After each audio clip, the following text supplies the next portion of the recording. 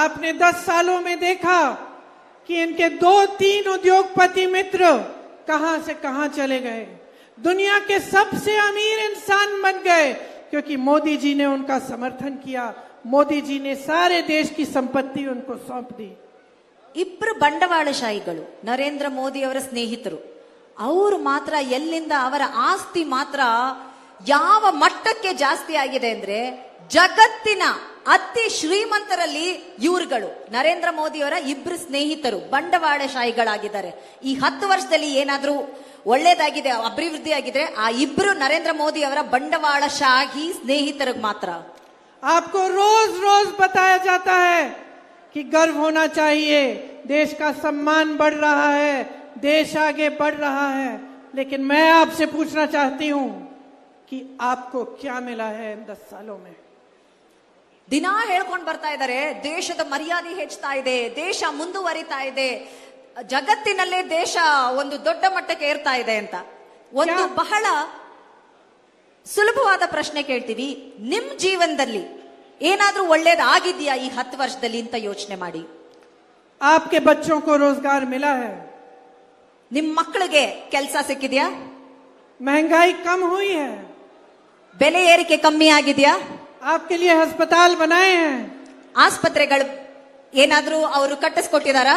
कोई AIIMS IIT जैसे संस्थान बनाए हैं? ಈ ಹಿಂದೆ ನಮ್ಮ ಸರ್ಕಾರ ಕಟ್ಟಿಸಿದಂತಹ ಏಮ್ಸ್ IITಗಳು ಅಂಥದ್ ಯಾವ್ದಾದ್ರೂ ಈ ಸರ್ಕಾರ ಕಟ್ಟಿಸ್ಕೊಟ್ಟಿದ್ಯಾ?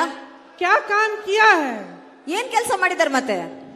और अगर इतना काम किया है जैसे ये लोग कहते हैं, तो 10 सालों के बाद जब आपके सामने खड़े होते हैं और चुनाव में आपका वोट मांगते हैं, तो अपने काम के आधार पर क्यों नहीं मांग रहे हैं? धर्म के आधार पर क्यों मांग रहे हैं? जाति के आधार पर क्यों मांग रहे हैं? आपके जज्बातों के आधार पर क्यों मांग रहे हैं? ನಿಜವಾಗ್ಲೂ ಅವ್ರು ಈ 10 ವರ್ಷದಲ್ಲಿ ಕೆಲಸ ಮಾಡಿದಿದ್ರೆ ಈ ರೀತಿ ರಾಜಕೀಯ ವೇದಿಕೆಗಳಲ್ಲಿ ನಿಂತ್ಕೊಂಡು ನಾವಿಷ್ಟು ಕೆಲಸ ಮಾಡಿದೀವಿ, ಇದರ ಆಧಾರದ ಮೇಲೆ ನಮಗೆ ವೋಟ್ ಹಾಕಿ ಅಂತ ಕೇಳ್ತಿದ್ರು. ಧರ್ಮದ ಆಧಾರದ ಮೇಲೆ ಕೇಳ್ತಿದ್ರಾ? ಜಾತಿ ಆಧಾರದ ಮೇಲೆ ಕೇಳ್ತಿದ್ರಾ ವೋಟ್ನ? ಇಲ್ಲ, ಅವ್ರು ನಿಜವಾಗ್ಲೂ ಕೆಲಸ ಮಾಡಿದ್ರೆ ಕೆಲಸದ ಆಧಾರದ ಮೇಲೆ ಕೇಳ್ತಿದ್ರು. यहाँ सूखा पड़ा, कर्नाटका की सरकार ने मोदी जी की सरकार से मदद मांगी। सिद्धरामैया जी बैठे हैं, उनसे पूछिए, 1 रुपया मदद नहीं मिला। ಇಲ್ಲಿ ನಮ್ಮ ರಾಜ್ಯಕ್ಕೆ ಬರಬೇಕಾಗಿರುವಂತಹ ಅನುದಾನವನ್ನ ನಮ್ಮ ಮುಖ್ಯಮಂತ್ರಿಗಳಾದ ಸಿದ್ದರಾಮಯ್ಯನವರು ಹಲವಾರು ಬಾರಿ ನಮ್ಮ ದೇಶದ ಪ್ರಧಾನಮಂತ್ರಿಗಳಿಗೆ ಲೆಟರ್ ಬರೆದಿದ್ದಾರೆ, ಕೇಳಿದ್ದಾರೆ. 1 ಪೈಸಾ ಇದುವರೆಗೂ ಬಿಡುಗಡೆ ಮಾಡಿಲ್ಲ. रायचूर में कितने लंबे समय से एम्स की मांग है, कोई सुनवाई नहीं हुई, आज तक उसका नाम भी नहीं आया। ರಾಯಚೂರಲ್ಲಿ ಬಹಳಷ್ಟು ವರ್ಷಗಳಿಂದ ಒಂದು ಏಮ್ಸ್ ಕಟ್ಟಿಸ್ಕೊಡ್ಬೇಕು ಅನ್ನುವಂತಹ ಒಂದು ಬೇಡಿಕೆ ಇದೆ. ಇದುವರೆಗೂ ಅದರ ಬಗ್ಗೆ ಒಂದು ಕೂಡ ಉಸಿರೇ ಎತ್ತುತ್ತಾ ಇಲ್ಲ, ಅವ್ರು ಅದ್ರ ಬಗ್ಗೆ ಮಾತಾಡೋದು ಇಲ್ಲ. कलासा बंडूरी नाला परियोजना से आप सबको पानी का पीने का पानी मिलता, वो अब तक मंजूर ही नहीं हुआ है केंद्र से। ನಿಮ್ಮ ಮನೆಗಳಲ್ಲಿ ಕುಡಿಯುವ ನೀರಿಗಾಗಿ ಮಾಡಿದಂತಹ ಯೋಜನೆಯಿಂದ ಯಾರು ಕೂಡ ಫಲಾನುಭವಿಗಳಿಲ್ಲ, ಯೋಜನೆ ಮಾತ್ರ ಇದೆ. अपर भद्रा परियोजना से चित्रदुर्गा, तुमकुरू, दावणगेरे और चिकमंगलुरु को पानी देने की योजना थी, आज तक केंद्र सरकार ने उसके लिए पैसा नहीं दिया। ಅಪ್ಪರ್ ಭದ್ರಾ ಯೋಜನೆಯಿಂದ ಚಿತ್ರದುರ್ಗ, ದಾವಣಗೆರೆ, ತುಮಕೂರಿಗೆ ಕುಡಿಯುವ ನೀರನ್ನ ಯೋಜನೆ ಬರಬೇಕಿತ್ತು, ಅದು ಕೂಡ ಇದುವರೆಗೂ ಆಗಿಲ್ಲ. कर्नाटका की टैक्स में हिस्सेदारी को घटाकर 62,000 करोड़ रुपए का नुकसान कराया है इस प्रदेश का। ಕರ್ನಾಟಕದ ಟ್ಯಾಕ್ಸ್ 12,000 ಕೋಟಿ ಹೋಗ್ತಾ ಇದೆ ಸೆಂಟ್ರಲ್ ಗವರ್ಮೆಂಟ್.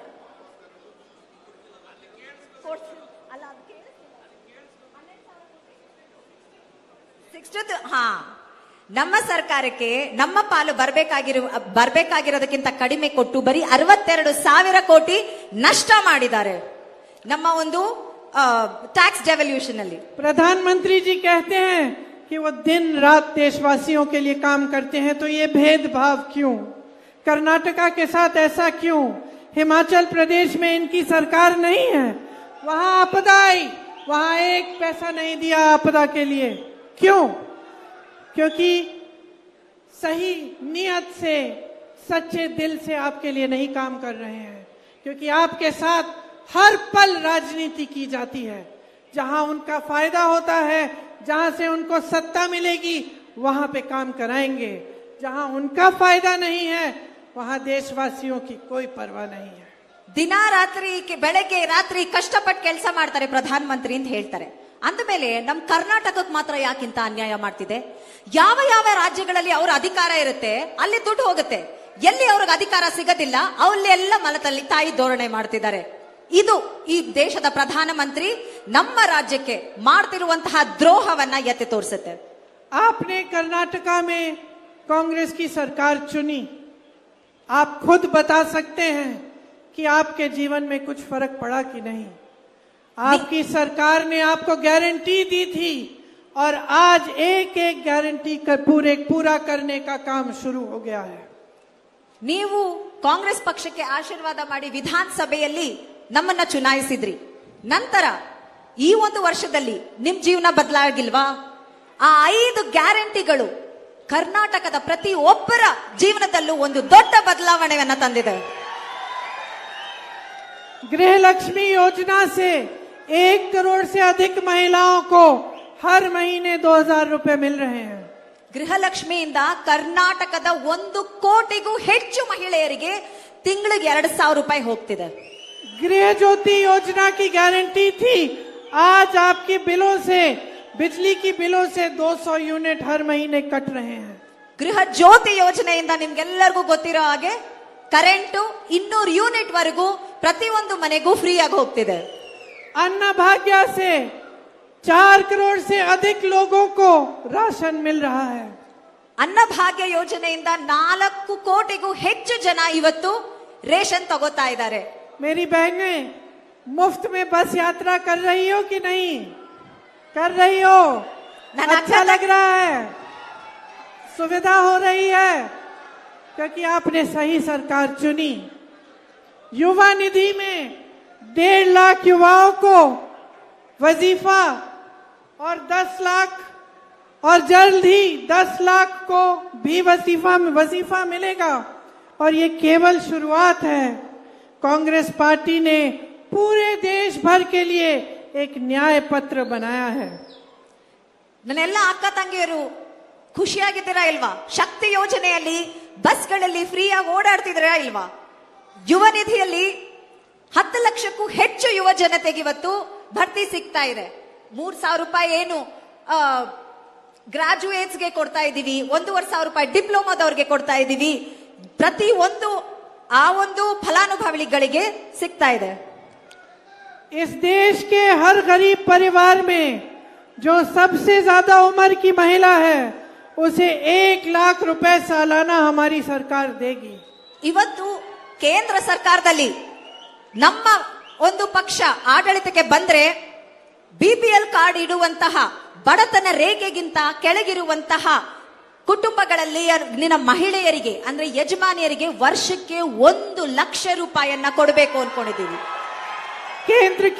केंद्र की नई भर्तियों में आधे पद महिलाओं के लिए आरक्षित होंगे।